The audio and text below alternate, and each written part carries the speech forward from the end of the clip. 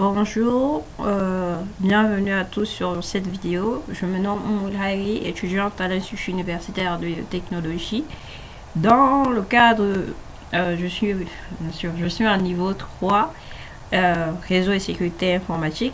Dans le cadre de notre unité intitulée Système d'alarme et de vidéosurveillance, nous avons été appelés à trouver une solution à un problème dans les systèmes de vidéosurveillance, à savoir celui de la détection de faux mouvements et ainsi que la réduction de faux positifs.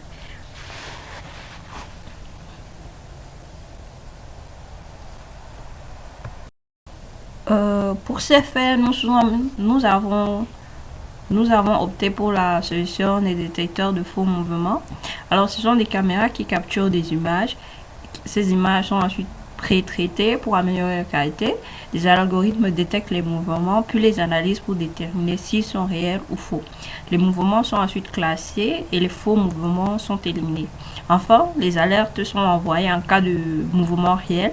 Ce processus réduit les faux positifs et améliore la précision des caméras de surveillance. Alors, la détection de faux mouvements pour les systèmes de vidéosurveillance font souvent appel à fait souvent appel à des IA. Et qui dit IA fait souvent appel à des algorithmes. Donc, nous avons un algorithme de détection de faux mouvements. Cet algorithme commence par pré-traiter les images en les convertissant en noir sur blanc et en appliquant un filtre de moyenne. Ensuite, il soustrait l'image de fond pour détecter les différences. L'analyse de la luminosité et la détection de contours permettent de distinguer les faux mouvements des mouvements réels. Alors, différentes techniques sont utilisées pour la détection de faux mouvements. Nous avons tout d'abord l'apprentissage automatique. Il permet de reconnaître les faux mouvements. Ça veut dire qu'il aura une certaine, on va voir, une base de données. Cette base de données va garder des informations sur des faux mouvements ou sur ces informations permettront également de juger ou de déterminer si un mouvement est un mouvement réel ou un mouvement qui est un faux positif. Alors, il y a l'analyse des formes ainsi que l'analyse des trajectoires. L'analyse par intelligence artificielle, l'IA joue déjà un rôle central dans l'amélioration de la précision des systèmes de détection de mouvements. Les algorithmes de reconnaissance faciale et de détection de formes humaines permettent aux caméras de distinguer les humains des autres objets en mouvement en réduisant les fausses alertes causées par les animaux ou des objets inanimés. Grâce à l'apprentissage automatique, les systèmes peuvent classifier des objets en mouvement, ce qui veut dire des véhicules, des animaux ou bien sûr des humains, et ajuster les alertes en conséquence en améliorant ainsi l'efficacité globale du système de surveillance. Nous avons également l'utilisation des capteurs. Les capteurs font déjà partie des systèmes de détection de mouvement qui soient déjà en temps réel. Et nous avons différents types de capteurs. Nous avons des capteurs infrarouges, passifs, et ils détectent des variations de chaleur corporelle distinguant des êtres humains des objets inanimés.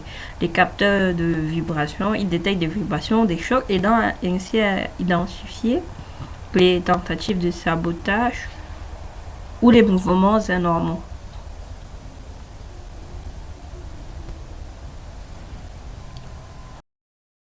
Le paramétrage de la sensibilité et des zones de détection. Un réglage précis des paramètres de la caméra peut significativement réduire les fausses alertes en excluant certaines zones du champ de vision de la détection de mouvement. On évite des alertes causées par des éléments tels que des arbres ou des routes à proximité. Régler aussi la sensibilité permet d'éviter des mouvements mineurs comme des feuilles agitées par le vent et ne déclenche des alertes, optimisant ainsi la performance du système de vidéosurveillance. Alors, les avantages des détecteurs de faux mouvements sont multiples. Ils offrent plusieurs avantages significatifs. Ils réduisent les faux positifs. C'est l'un des problèmes majeurs des détecteurs de mouvement. Ils améliorent ainsi la précision des caméras de surveillance. Cette réduction du faux positif entraîne également une diminution des coûts opérationnels. En éliminant des alertes inutiles, les opérateurs peuvent se concentrer sur des menaces réelles, optimisant ainsi l'efficacité de la sécurité.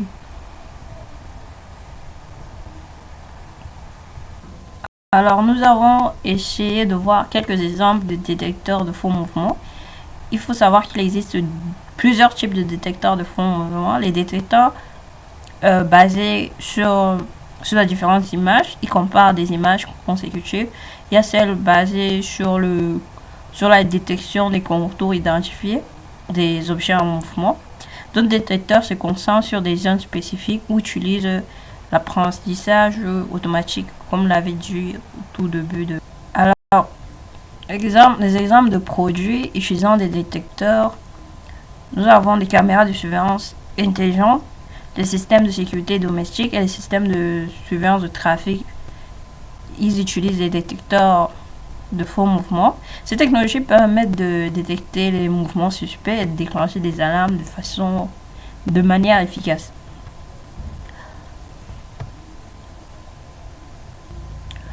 Alors nous avons essayé de prendre un exemple concret de détection de faux mouvements. Imaginez-vous que vous êtes dans un magasin. Alors, il y a des caméras. Ces caméras capturent des images et l'algorithme analyse les différences. S'il y a une variation de luminosité est par exemple détectée, elle est considérée comme un faux mouvement et éliminée. Alors, seuls les mouvements réels, comme l'entrée d'un client, est détecté.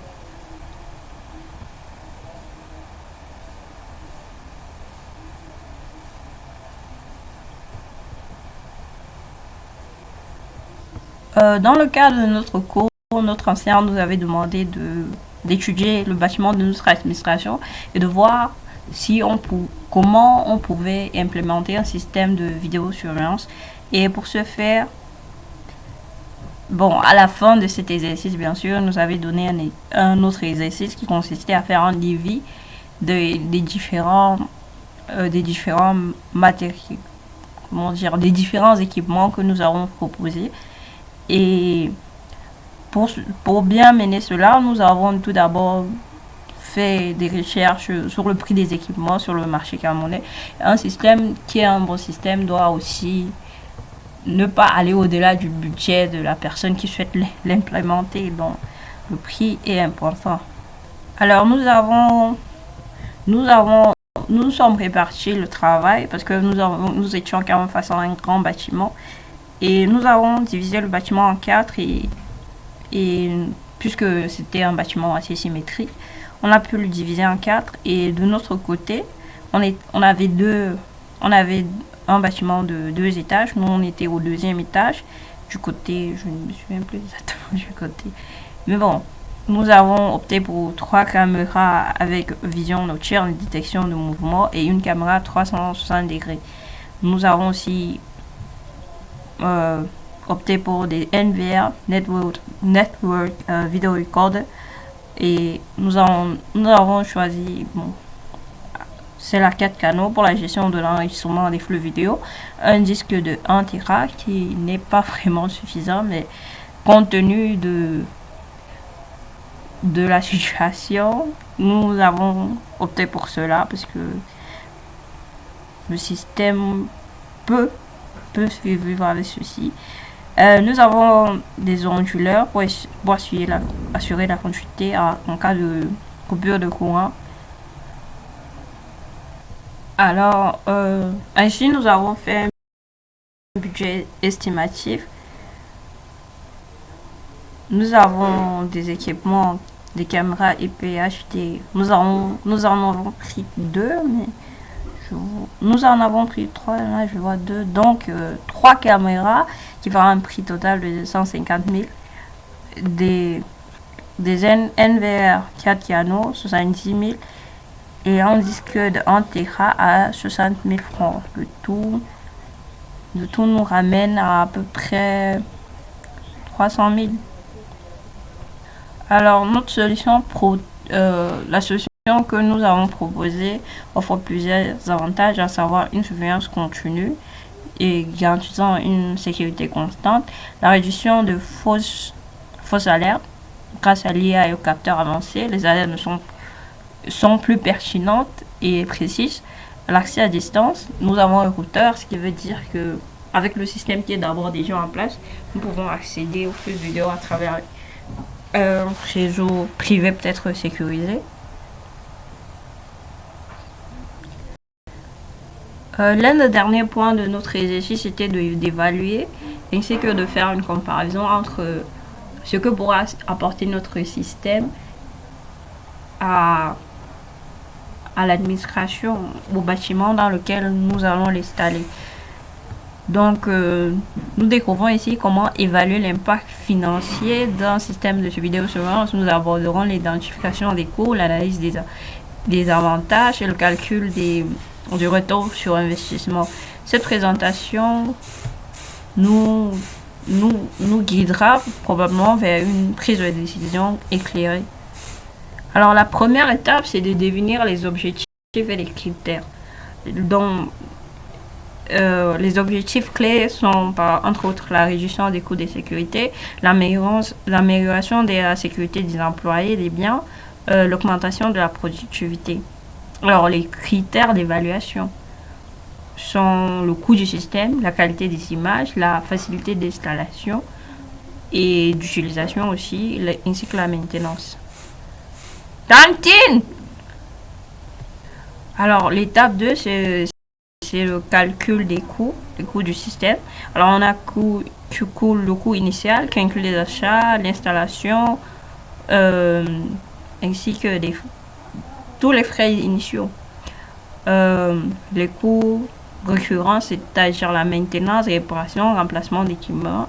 Alors les coûts indirects qui peuvent inclure la formation des employés et gestion du système. Alors, il faut évaluer les avantages du système. Nous avons tout d'abord un critère très important, à savoir la réduction des coûts.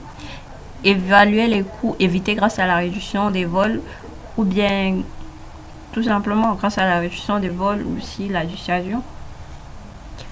La sécurité améliorée. Mesurer la valeur des biens et des données protégés par le système, la productivité accrue, quantifier le gain de temps grâce à une meilleure gestion. En dernier lieu, il faudra calculer le retour sur investissement. Alors la formule de retour sur investissement est égale à les avantages moins le coût sur le coût. Exemple, si le coût du système est de 100 000 francs, si les avantages sont de 150 000, le retour sur investissement est de 50%. Un retour sur investissement positif indique souvent un système plutôt rentable. Alors, on ne peut pas dire que notre système est seulement rentable. Il faut qu'il soit le plus rentable possible. Alors, il faut le comparer avec d'autres options. Système d'alarme, évaluer les coûts et avantages des systèmes d'alarme classiques. Sécurité humaine, il faut aussi penser, est-ce que une personne qui garde notre bâtiment, par exemple, est plus sécurisée que notre système et quel serait le coût pour avoir cette personne, pour pouvoir l'employer. Alors là, il faudra en fin de compte choisir la meilleure option, l'option la plus efficace pour les besoins. Alors là, après toutes les recherches, on peut présenter les résultats. Tout d'abord, un rapport détaillé, présenter les données et calculs de manière claire et concise et démontrer la validité, justifier les résultats avec des preuves solides. Recommandations, il faut fournir des recommandations basées sur votre analyse. Il ne faut pas juste vous baser sur un système de vidéosurveillance juste parce que votre système vous avantage. Ça, c'est votre bénéfice.